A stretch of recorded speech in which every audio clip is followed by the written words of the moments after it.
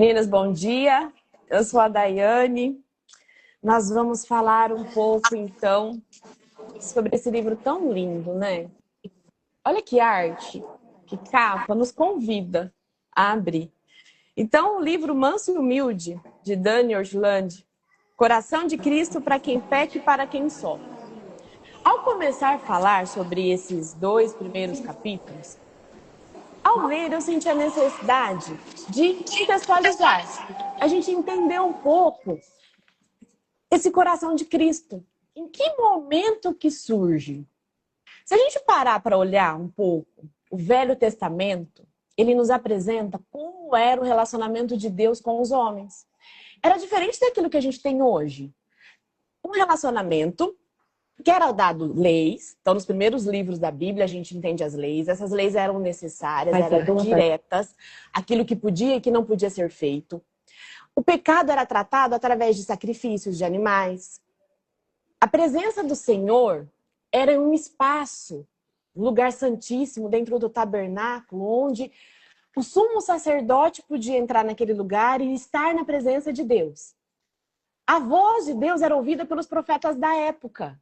Então, aquilo que Deus queria que o seu povo soubesse era através de algumas pessoas. Naquele momento, as pessoas sabiam quem era Deus. Grande, poderoso, misericordioso, amoroso. Mas havia uma mediação. Havia um processo até se aproximar de Deus. E não era um relacionamento íntimo. E aí, ao ler, a gente percebe que as leis modificavam o comportamento como deveria. Mas nem sempre traziam uma modificação de coração. E tudo muda. Quando Deus, ele decide vir à Terra, andar e conviver com homens. Nosso Deus grande. Eu vou lá e vou ensinar pessoalmente como que eu quero que as coisas aconteçam. Porque não estava havendo uma mudança de coração. Então, nesse exato momento, a gente pega essa ideia de como era o relacionamento com Deus naquele momento da história, as pessoas. E aí a gente começa a conhecer um coração que é nos apresentado através de Cristo, quando ele vem à Terra.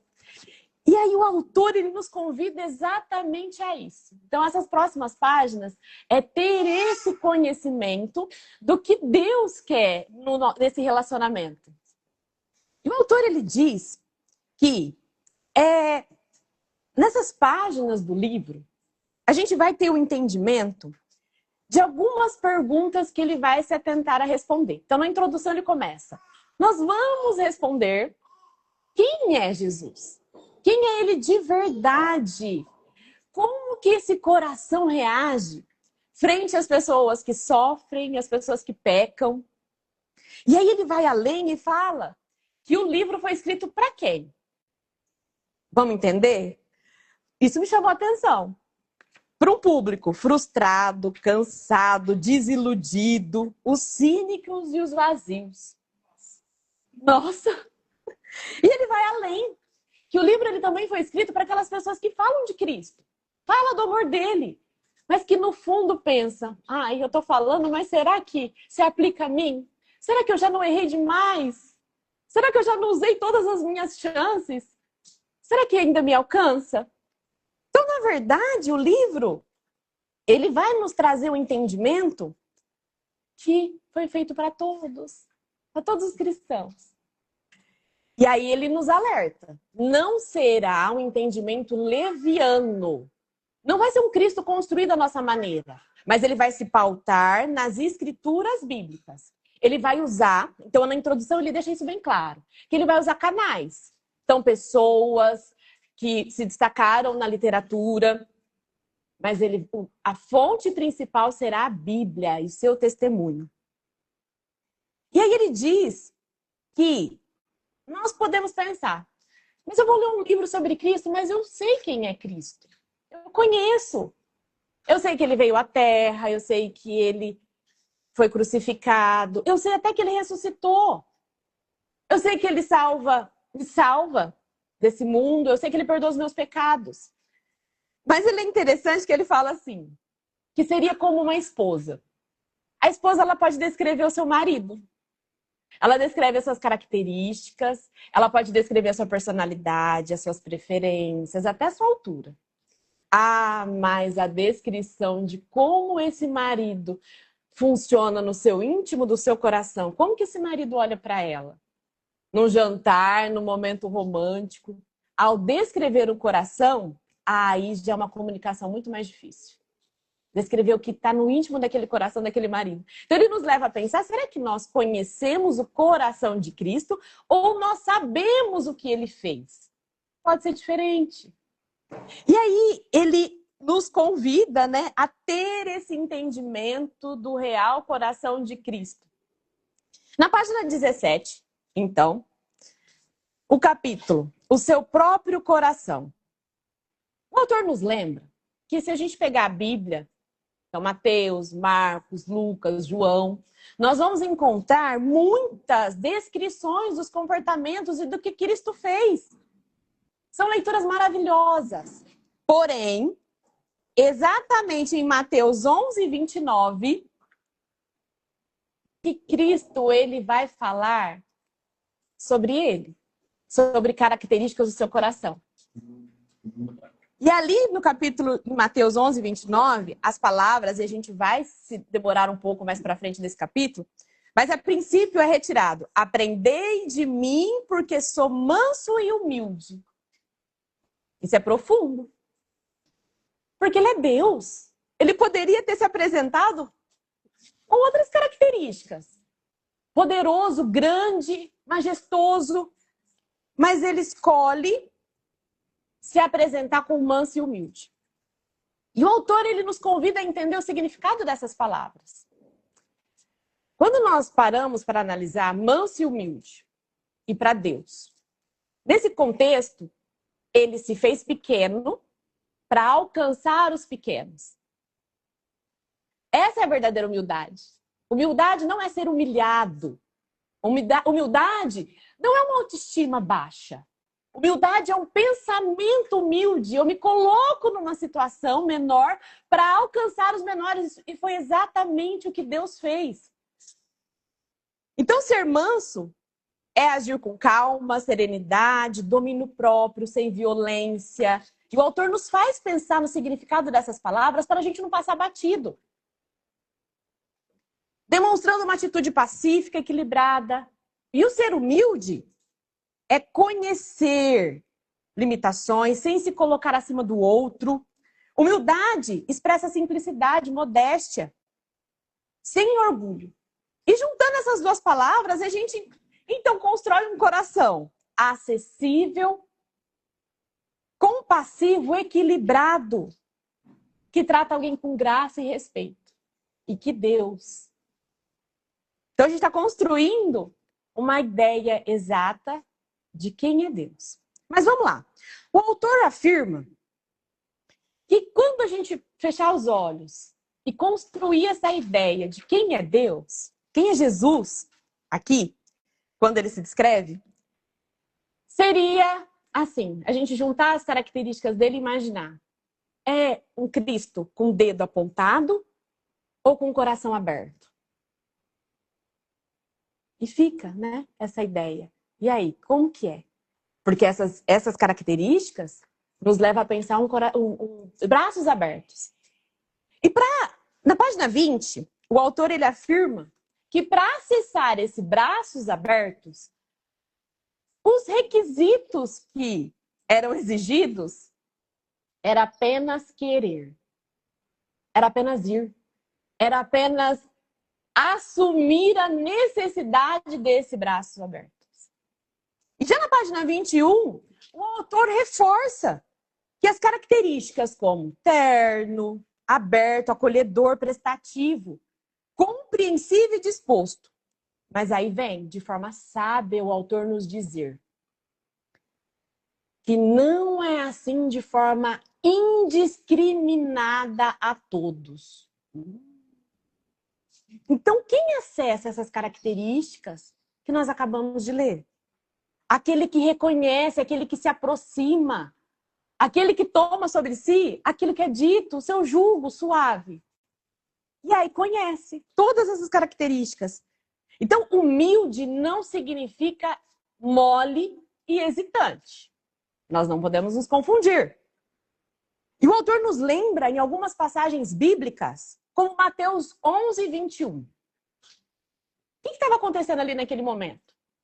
Cristo, ele estava direcionando algumas cidades de Israel, Corazim e Betsaida, porque Cristo, ele estava andando, fazendo milagres, ensinando, e eram cidades que o coração deles estavam endurecidos. Eles não se arrependiam, eles não reconheciam que Cristo era o Messias.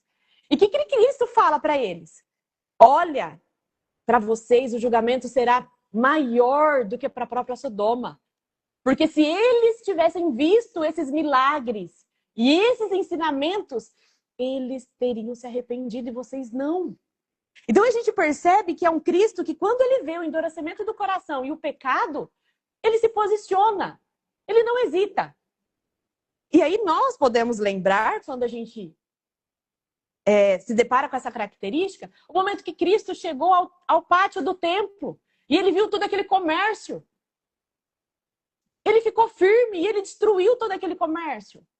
Então, frente às coisas que são erradas, e o autor nos leva a pensar isso, não é hesitante, não é mole.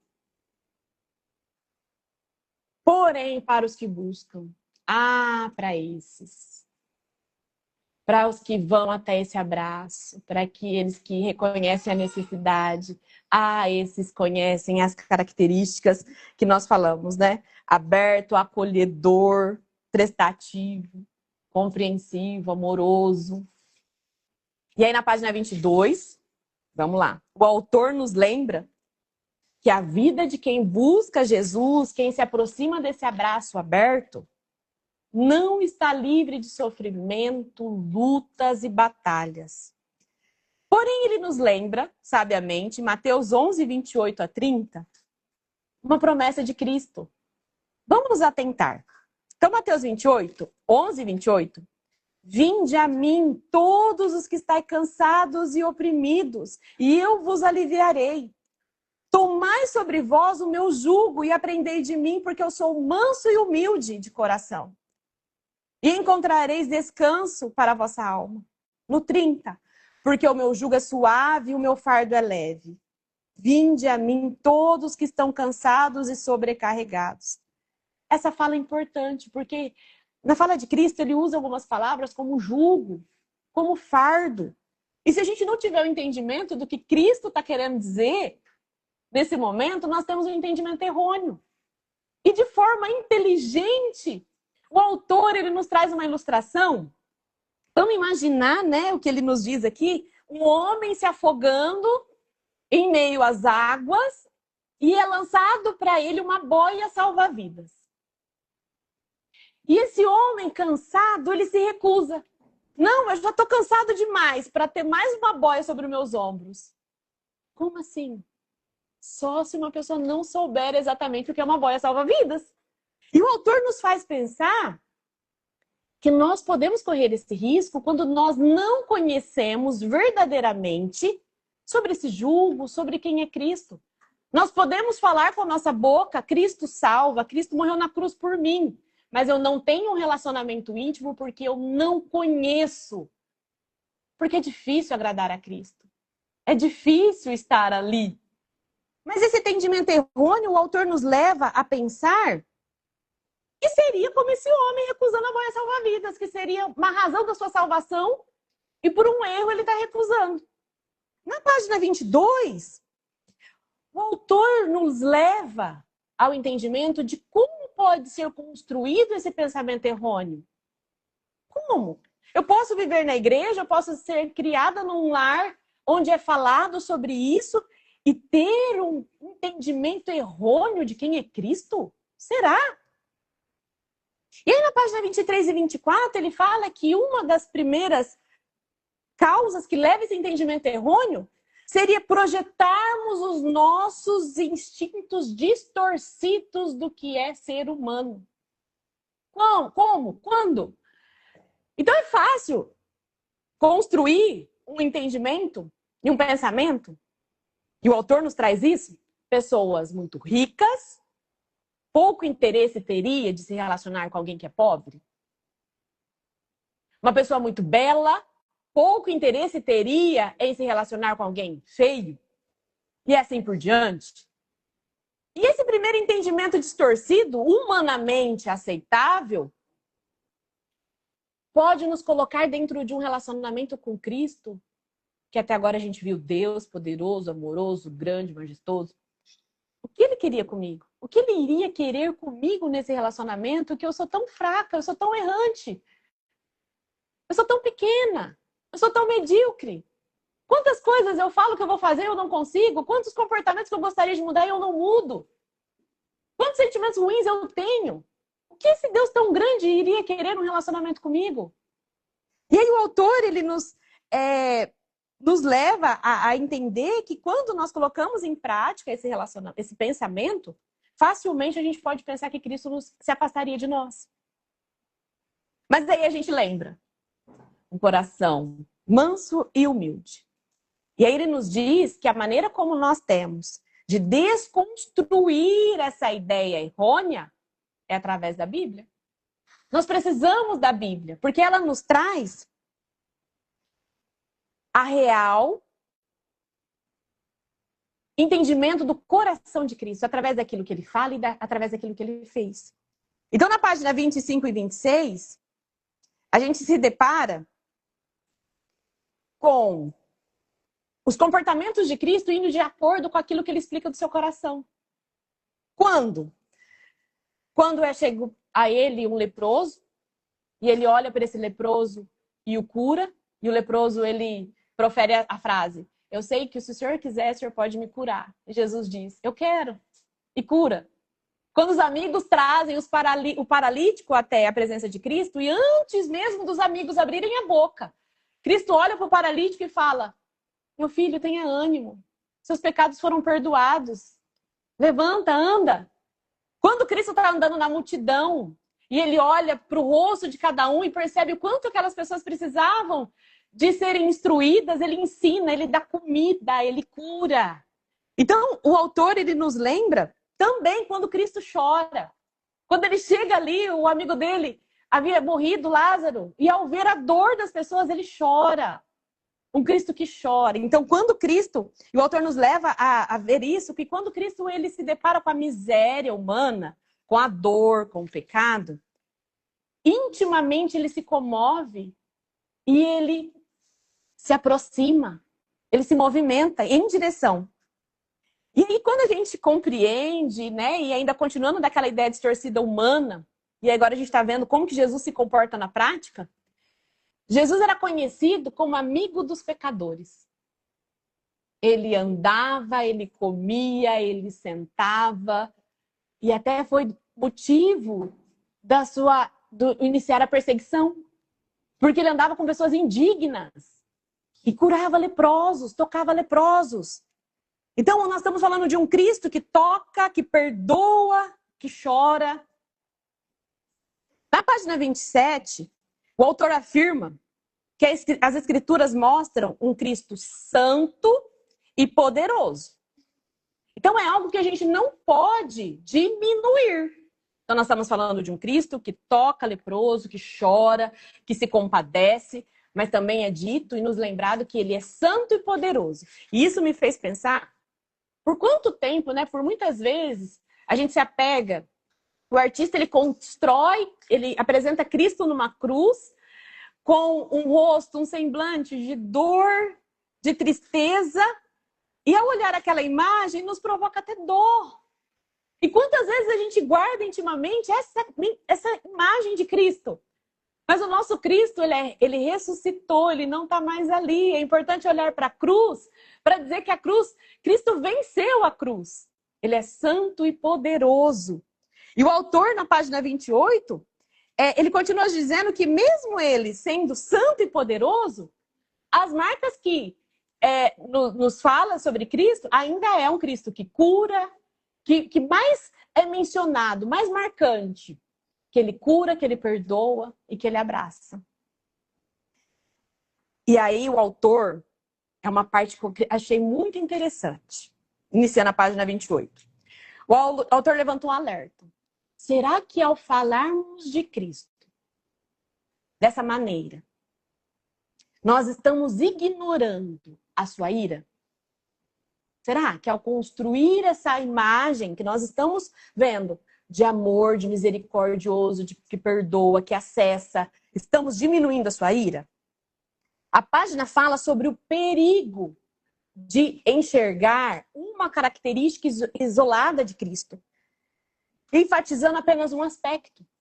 Ele ainda nos leva a pensar, ele cita J. Parker, que ele fala assim que uma heresia, uma mentira, ela é construída em cima de meias verdades. O que significa isso?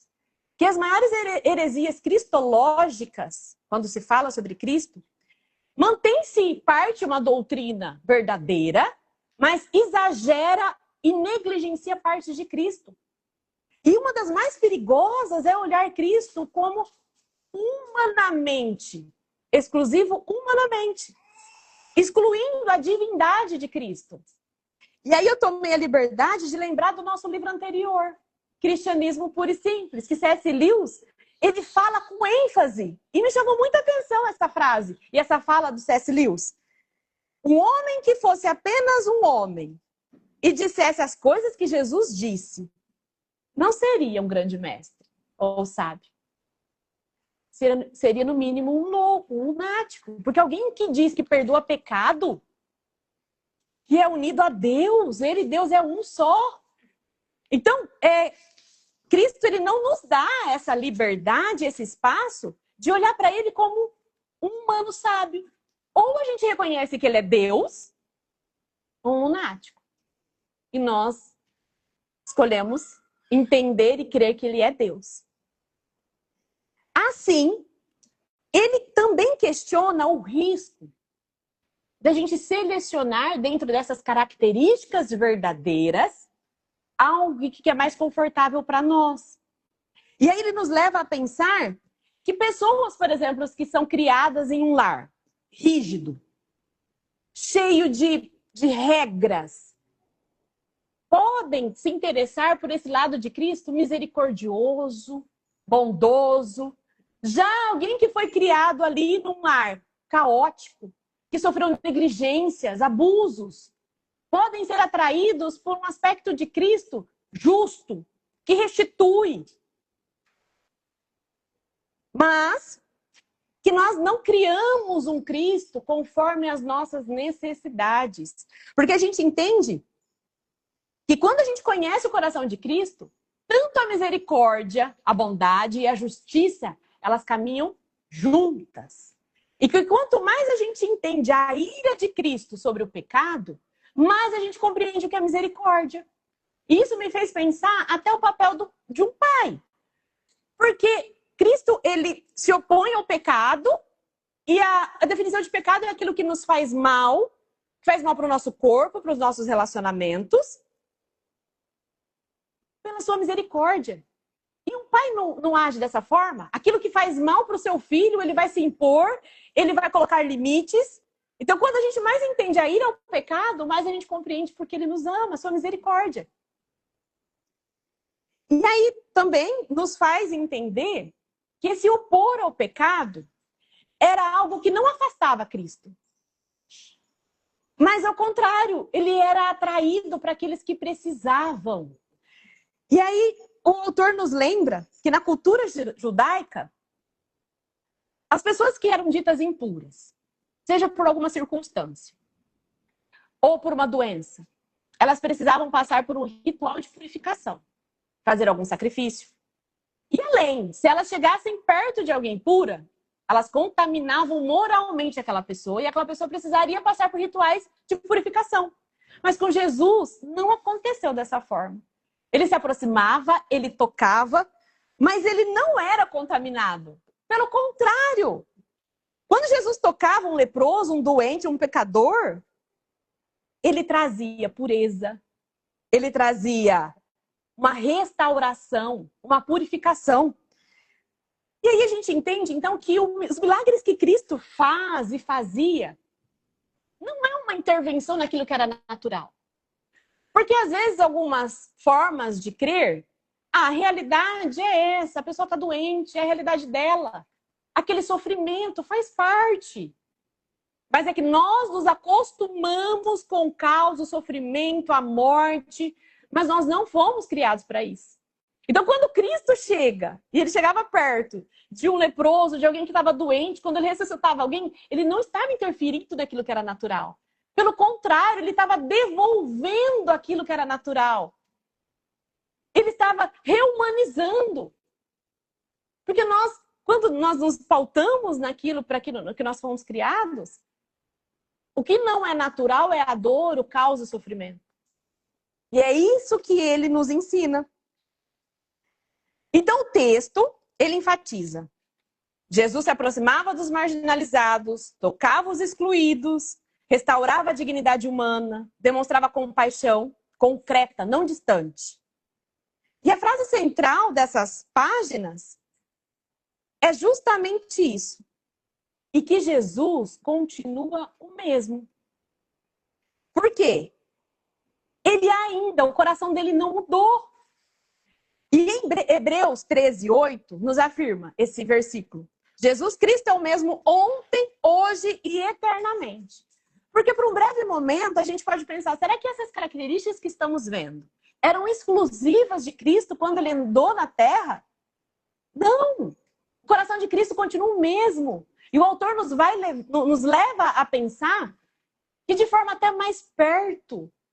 Porque hoje o Espírito de Deus habita em nós. No nosso corpo, nós somos templos do Espírito. E ele diz que no capítulo 13, ele vai se demorar um pouco mais para explicar sobre o Espírito Santo e como ele se relaciona a nós. Mas o que nós precisamos encerrar esses 2 capítulos é com essa certeza. E reforçar que Cristo não mudou, ele continua acessível, o seu coração é o mesmo, ele apresenta características importantes que nós não podemos negligenciar e que o mais importante, ele habita em nós, o seu Espírito habita em nós. Então nós temos a proximidade, nós temos essa acessibilidade e que é apaixonante. E que os erros equivocados, né, redundância, mas os equívocos de quem é Cristo, não nos afaste desse relacionamento profundo e necessário. Então, esses foram os 2 primeiros capítulos. E eu espero que sirva para que a gente se apaixone. Eu já sou apaixonada. E que a gente se apaixone por esse Cristo e ele tem desejo de se relacionar conosco. Não porque merecemos.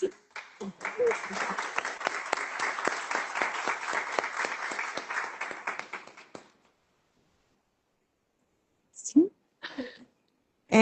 Eu não sei se alguém tem alguma coisa, né, que quer compartilhar com a gente. Acrescentar uma percepção que tenha visto, que a Dai não tenha citado, se bem que foi maravilhoso. Ela fez um discurso lindo.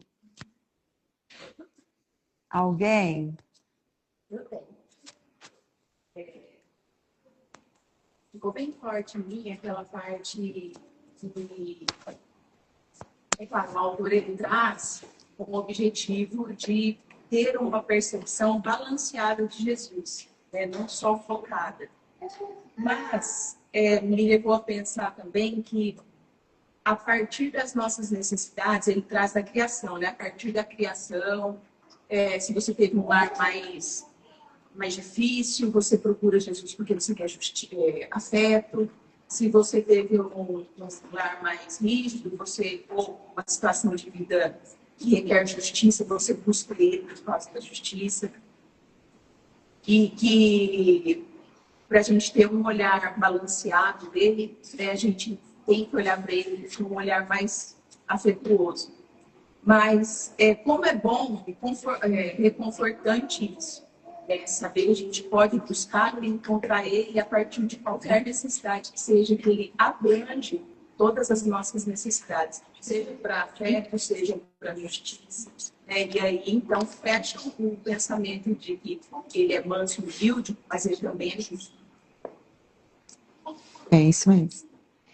E é só uma curiosidade, que toda vez que a Bíblia, as Escrituras falam, principalmente até os Evangelhos, né, mas depois nas cartas Paulo vai falar a mesma coisa, que traz a palavra coração, na tradução real do hebraico, não está falando do coração que a gente conhece. Sabe o que está falando? De bucho, de entranha.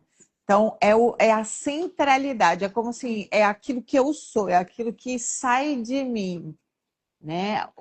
Toda vez de coração, a gente está falando de estrutura, puxando para sardinha para nossa o nosso lado aqui, é o centro da identidade de quem Cristo é. A gente não está falando simplesmente de emoção. Ele é bonzinho, ele é mansinho, ele é humilde, como se isso fossem só qualidades de Jesus. Não, a gente está falando de estrutura de quem ele é, da formação, da personalidade, né? Tanto divina quanto humana, do todo dele. Então vai além, né? Isso aprofunda ainda mais isso. Porque a gente tem N necessidades. A gente olhar para a humanidade, a gente tem desde aquele que precisa de colo, até aquele que precisa de ajuste, até aquele que precisa de só uma direção, né? Mas a gente sempre está necessitado. Então, essa estrutura lembra de eixo, de profundidade e estabilidade. Né? Então, Jesus é isso, o ser manso e humilde, na essência dele, é isso, atendendo todas as nossas necessidades, né? Tudo aquilo que poderia acontecer. É isso. Agora é a minha. Gente, então, assim, esse espaço que a gente criou é para também a gente trazer as nossas reflexões, né? A Dai falou de forma bem abrangente, colocando todos os pontos principais de cada um dos capítulos. E na minha leitura, na verdade, eu me peguei fazendo alguns questionamentos que eu queria trazer para vocês. E um deles eu vou trazer uma resposta, do primeiro capítulo. Vou trazer as respostas. Mas o último questionamento, que diz respeito ao segundo capítulo, eu acho que a gente vai carregar isso até o final do livro.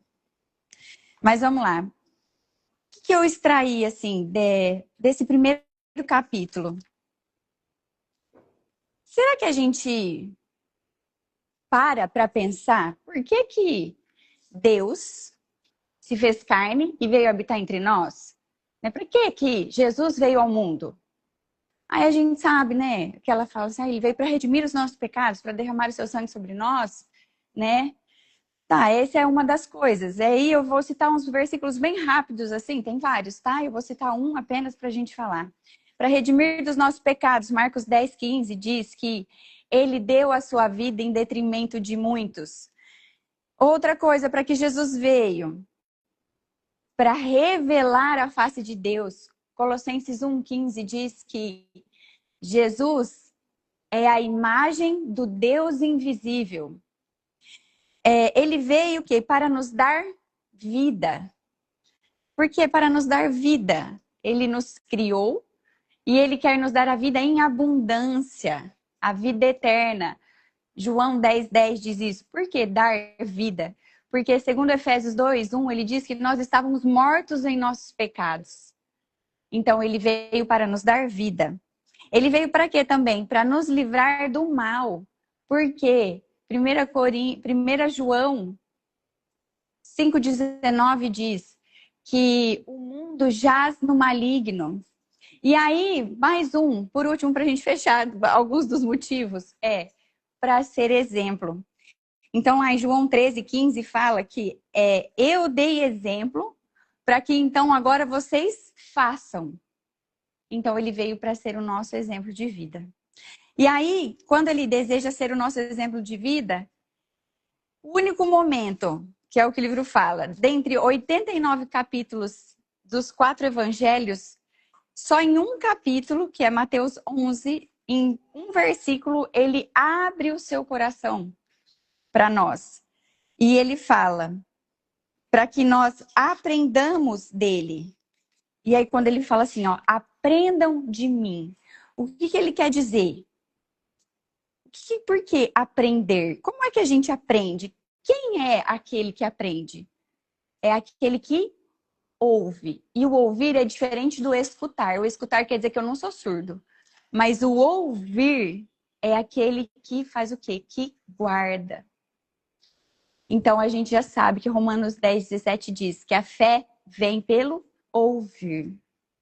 E aí, eu falei que ouvir é aquele que guarda, é aquele que internaliza. Aí a gente vai lá para Salmos 119:11, que Davi fala: guardei em meu coração os teus mandamentos para não pecar contra ti. Guardei o quê? Os teus mandamentos. Guardei o quê? A tua palavra. Aquilo que você discriminou, aquilo que você desenhou, aquilo que você mandou. Por que a palavra? Um pouquinho antes ele diz em Salmos, no mesmo Salmo, Salmo 119, 105. Por quê? Porque a palavra é a luz para os pés. A palavra, aliás, a palavra é a lâmpada para os pés e a luz para o nosso caminho. Então a gente entende que a gente tem que buscar o que? O nosso discernimento através da palavra. E aí ele diz: aprendam de mim. Por quê? Quem que tem que aprender dele? Antes, um pouquinho ele fala: aqueles que estão cansados e sobrecarregados, porque a gente vive em um mundo que nos enche de atribuições. Aqueles que estão cansados e sobrecarregados. E aí ele continua dizendo assim: porque lá em Mateus, Sermão do Monte 6:15, 6:27, ele fala assim: quem de vocês poderá acrescentar 1 hora sequer à sua vida, ainda que se preocupem? Isso é algo que a gente tem que pensar. Então a gente tem que buscar esse descanso, esse alívio, onde? Em Jesus. E aí ele não para por aí. E aí é quando ele fala e se abre, né? Todos esses que estão cansados e sobrecarregados, aprendam de mim. Por quê? Porque eu tenho essa paz. Porque eu sou como? Eu sou manso e humilde. E o que significa ser manso? É o que a Dani falou, não é ser mole, né? E o livro traz isso para nós, não é ser mole. Quando a gente pensa em um animal manso, como é um animal manso? É um animal que aprendeu a conter suas emoções, a controlar as emoções. Não é não saber se posicionar, é saber se controlar. Isso é ser manso. E humilde, que é a coisa mais linda que a Dai falou, é aquele que desce para chegar no nível do outro, para conseguir transmitir para o outro o que ele precisa aprender.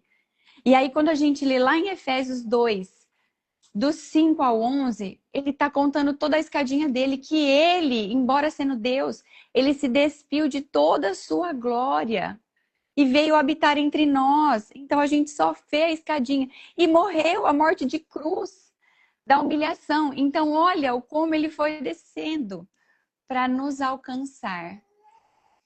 Quem somos nós? Se ele teve essa humildade, se ele se despiu de toda a sua glória. E depois ele foi honrado e glorificado, e ele é o nome acima de todo nome. E aí eu falei que eu escrevi aqui, ler a página 20. Deixa eu ver o que eu anotei na página 20. Antes de você ir para o segundo questionamento, a Day até tocou nisso, e é importante a gente lembrar, porque fala que às vezes a gente está pensando que o Senhor vem para clarear as coisas, vem fazer milagre, vem fazer coisas sobrenaturais. Não, ele está voltando ao estado natural.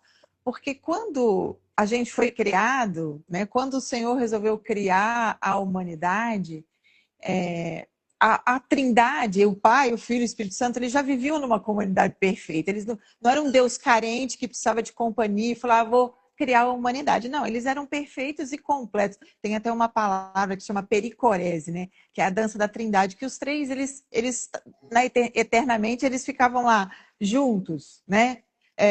Perfeitos e completos em si mesmos, né? E aí o Senhor, por causa do amor, por causa de tudo isso que ele resolveu criar a humanidade. E quando ele cria a humanidade, eu acho que todo mundo que me conhece sabe, se eu ver um pôr do sol, eu pisco para o céu. Porque a Bíblia fala que no entardecer, no pôr do sol, era a hora que o Senhor vinha andar com o homem no jardim, passear e bater papo. Então, o pôr do sol me lembra isso, falar que saudade, eu nem vivi aquilo, eu falo, ai, que saudade, né?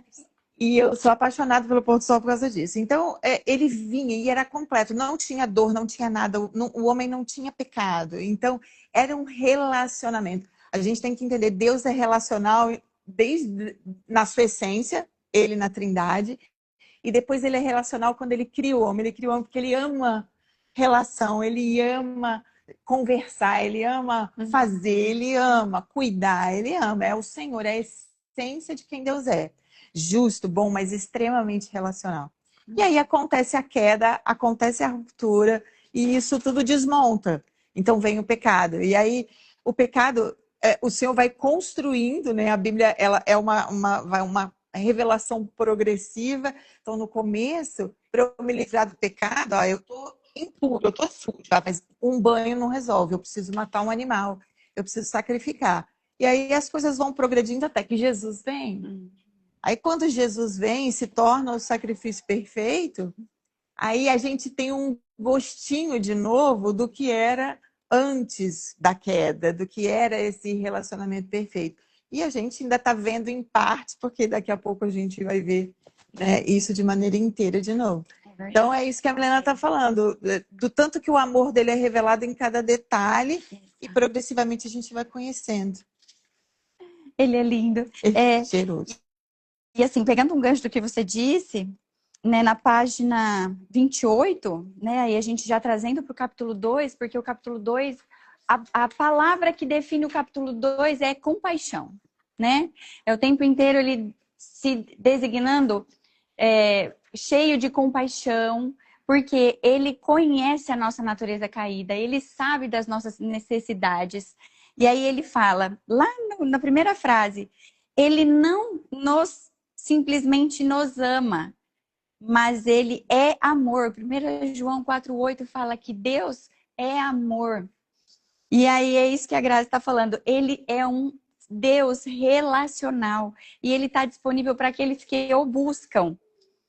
E aí, a coisa mais linda, assim, para eu fechar o capítulo 2 e para deixar vocês pensando, é que ele é tão relacional que depois que ele habitou entre nós, ele falou para os seus discípulos, né? É preciso que eu vá para que o outro venha. O outro quem? O outro como ele. O Espírito Santo venha. E para que o Espírito Santo habite em cada um de nós. E ele habita em cada um, em quem? Naqueles que creem e ganham o direito de tornarem-se filhos dele. E são autenticados pelo Espírito Santo, pela presença do Espírito Santo. E aí lá em 1 Coríntios 6,19 diz que nós somos templo e morada do Espírito Santo. E aí a pergunta que ficou ecoando assim no meu coração no final desse capítulo foi: se nós, então, cremos e recebemos o Espírito Santo de Deus para habitar dentro de nós, se nós temos aqui o coração de Jesus habitando dentro de nós, o que nos impede de ter o coração dele? O que me impede de ser mais parecido com ele? O que me impede de resplandecer a face de Cristo? De ser um pedacinho do céu aqui na terra? Aí é uma frase de Spurgeon que eu adoro, que ele fala assim, aliás, que eu amo, né? Ele diz assim, Spurgeon, ele fala: uma pequena fé leva a minha alma para o céu. Mas é uma grande fé que traz o céu para minha alma. Então, eu acho que é isso que a gente está aqui, que nós estamos trabalhando hoje. É a nossa fé, para que a nossa fé seja tão grande, para que a gente possa revelar a face de Cristo. Amém? Amém. E agora, meninas, é o nosso momento, né? Se vocês quiserem falar para nós o que é que mexeu no coração de vocês, o que esse livro falou, nós estamos com esse espaço aberto. Acho que hoje foi nosso primeiro momento juntas, com um pouco mais de pessoas, mas a gente, para os próximos, a gente pensa até em a gente sentar em pequenos grupos, assim, para a gente ter pelo menos uns 10, 15 minutinhos de conversa, para que vocês comecem, então, a partir de cada leitura, a se questionar, né, a se aprofundar. Porque a leitura, ela é isso. Ela, a cada vez que a gente lê uma palavra de Deus, quando a palavra de Deus é ministrada dentro de um livro, ela nos toca de forma diferente, né? Dependendo daquilo que a gente está vivendo. E é esse partilhar que faz a gente estar aqui hoje. Eu sei que pode intimidar, vou falar o que eu penso num grupo tão grande. Será que eu vou falar alguma coisa que eu me banei? Será que eu vou falar algo errado? Mas é o entendimento da humildade. Vamos começar a aprender. Então aqui, nós estamos juntas, numa busca de conhecer aquele que é verdadeiro e humilde. Então não tem perguntas erradas, não tem entendimentos errados. Existe um processo na construção do que eu quero aprender. E se eu não puder estar num lugar seguro, onde eu faço a pergunta, onde eu compartilhe, aonde que vai acontecer isso? Então, talvez a ideia dos pequenos grupos se juntar vai ter mais liberdade, a intimidade da fala, menos vergonha. Mas aqui vocês estão convidadas a falar. E a gente está transmitindo a live até a hora que a gente está falando, depois a gente corta. Porque a intenção não é expor ninguém. Então, assim, no momento que a gente está aqui só explanando o que diz o livro, a gente passa para quem não pôde vir presencialmente. E aí depois ela é cortada.